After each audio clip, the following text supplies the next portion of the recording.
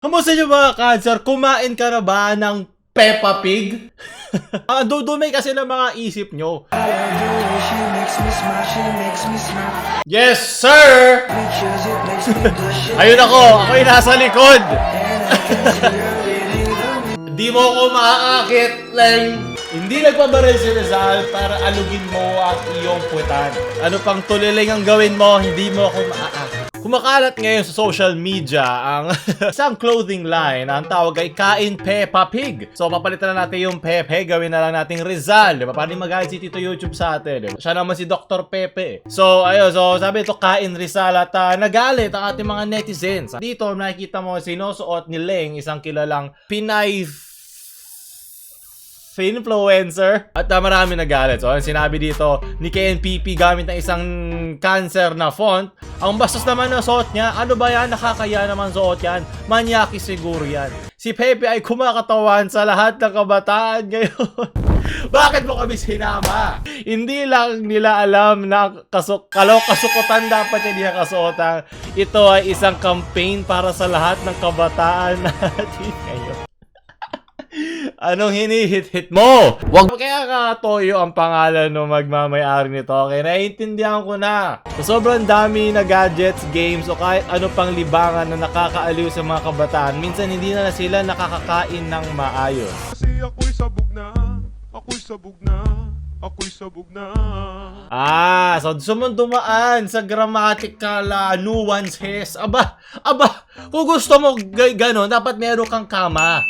C-O-M-M-A, hindi kama na K-A-M-A na mukhang yun ang gusto mo iparating sa kabataan na puro pumunta tayo sa kama. Plok-plokan. Tunay ako lalaki kaya kailangan kong gawing material ang mga babae. So, naiintindihan ko. So, uminom ng toyo.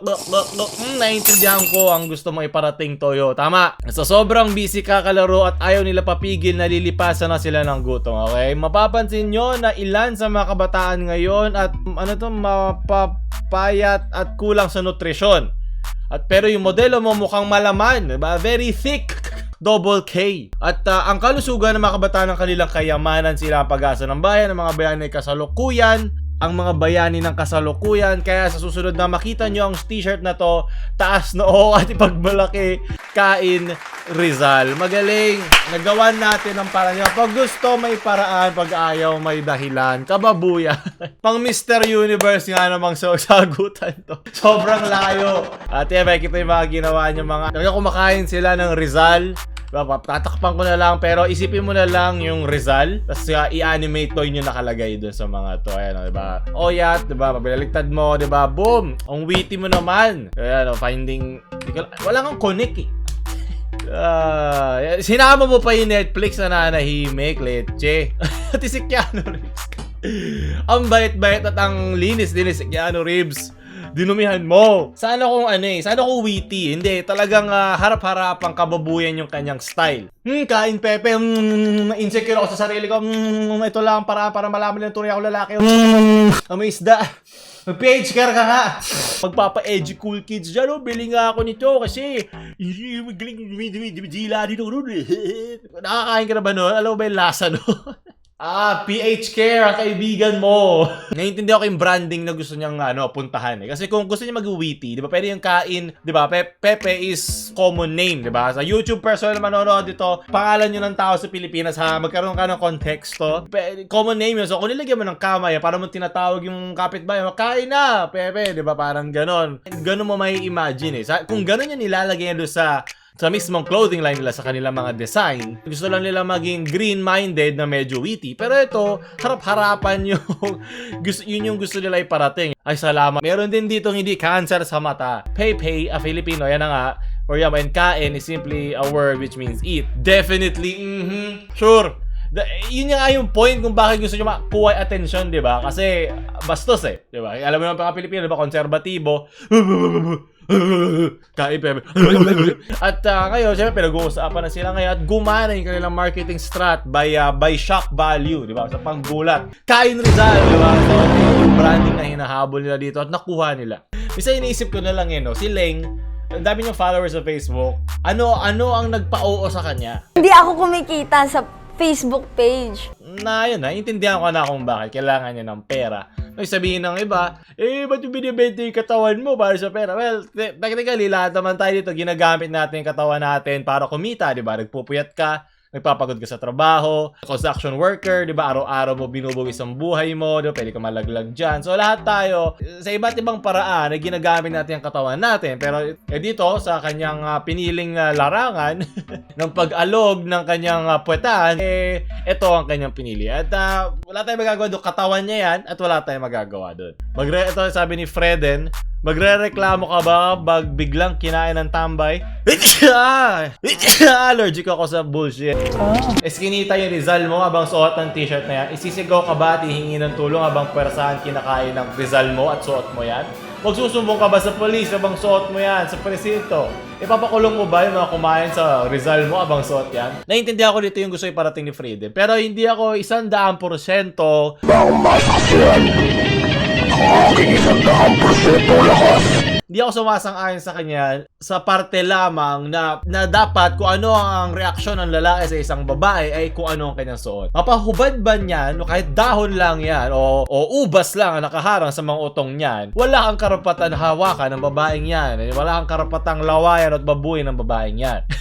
At ano pa suot niya? Yun lang naman ang hindi ko sina-agree doon. Kasi dating dito para porket sinuot mo yan, hahayaan mo na ba kaming laswain ka? So, iba naman yun. Tumatalo na tayo doon sa pinag-uusapan. Pinag-uusapan lang natin dito, tama ba na magbenta sila ng ganito? Walang pumipigil sa kanila sa kahit anong batas sa Pilipinas para magbenta ng provocative na mga damit. May mga mas provocative pa dyan. Siguro dahil nabigla lang sila kasi meron sila iniidolo na tingin nila parang puro, parang anghel na walang langit na hindi sasang-ayon sa ganyang klaseng clothing line. Meron na sila mga nilapitan yung kain na Rizal na yan at may mga umayaw. Naiintindihan ko yung galit ng netizens. Siyempre, iba ang ating kultura dito. Pero katawan niya yan. Diba? Nasa sa kanya yan kung pinili niya yan, alam niya na ganito magiging tingin ng tao sa kanya at kumita siya ng pera dyan. Feeling ko, meron na akong sariling negosyo. Ngayon, ang mga sinasabi ng mga ibang mga netizens ay may kita ng mga anak namin. So,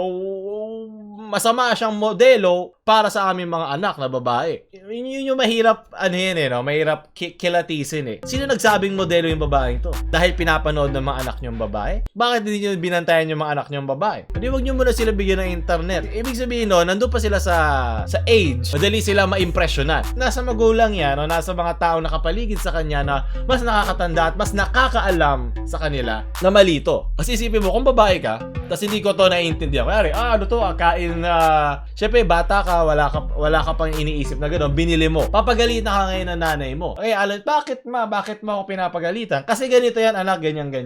Kung yung mismong batang yun, meron na siyang wisyo, kumbaga may alam na siya sa tama at mali, natuto na siya, alam niya na hindi niya to bibilin. Pero kung yung anak mo na babae, may mapapabili sa ganyan dahil ini-impression na yun, kasalanan mo yun bilang isang magulang o bilang isang nakatatanda na hindi binantayan yung bata. Hirap kasi, ang internet kasi, wala namang age limit yan So, nasa sa yan, kung binigyan mo ng access yung anak mo, o binigyan mo ng 20 pang punta sa com shop, kasalanan mo yan, hindi yan kasalanan ng bata. Hindi ako 100% both sides. Naiintindihan ko yung isang parte na kababuyan to at isang parte na bakit kayo galit sa kanya, katawan niya yun. Di naman niya sinasaksak sa baga ng mga anak nyo yung kababuyan niya. Diba? Nasa sa kanya yun Sarili niyang dumi yung ginawa niya Nagbebenta lang naman siya diba? Bakit yung mga pinapanood sa mobile game dito sa Facebook? Nanonood kayo mga umaalog ng mga ang mobile doon yung paggalaw ng dede nila. Sarap! Ito nga, hindi siya nagpakita ng balat salita lang. O, paano yun? Saan mailulugar yun? Hirap magkaroon ng opinion, di ba? Di ko alam. Tama ba yung sinasabi ko? Di ko rin alam Lagot ka ngayon. Ayan, ito ikaw, hindi ka naman batang babae. Tigang ka. Ayan, lagot ka ngayon. Tito Ed! Hindi elemental yan. Ba't ka nandyan? Tito Ed! Lagot ka ngayon, pamangking elemental. Pinalaki mo akong tama, Tito Ed. Bakit mo kami ginanito?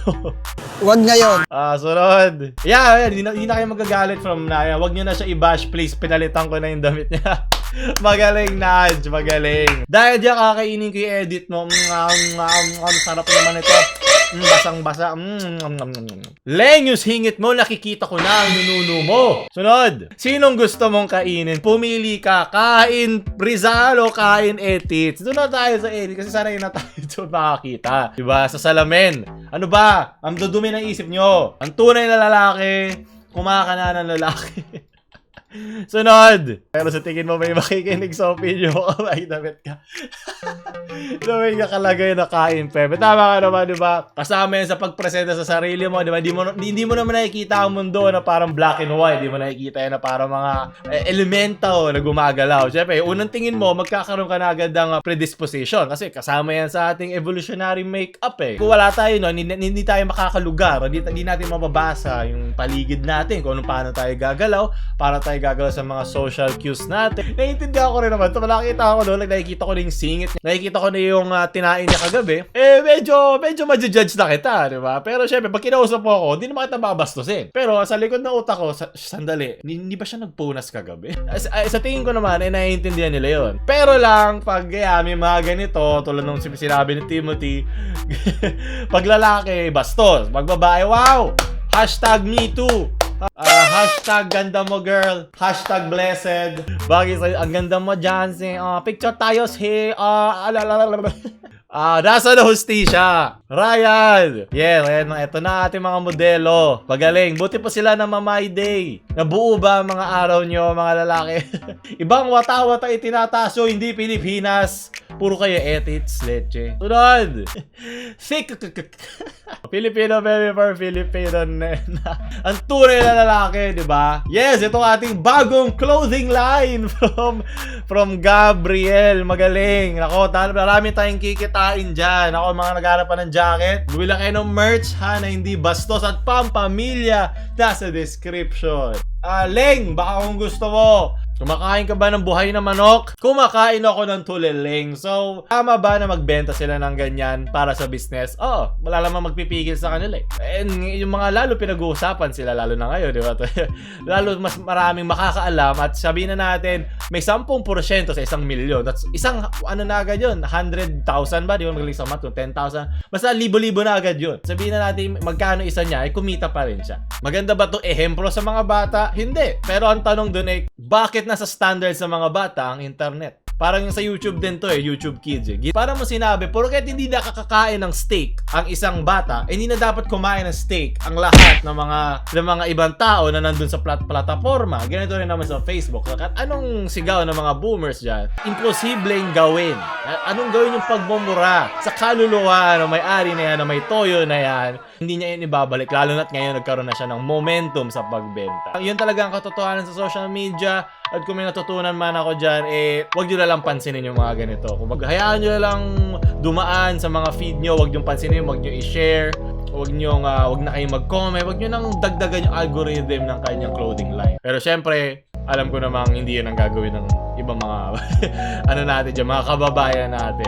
Wala tayong magagawa, ganun talaga. Pero sa kultura natin, hindi talaga makukuha ninyo 100% na aprobado ng mga netizens. So, doon na po sa ating mga kinain ng mga memes ngayong linggo. Sana gustuhan nyo po ito, like, share sa mga kumain na ng Peppa Pig nyong friends. Lasaw bang isda? At huwag nyo kalimutan subscribe. Paulo Love.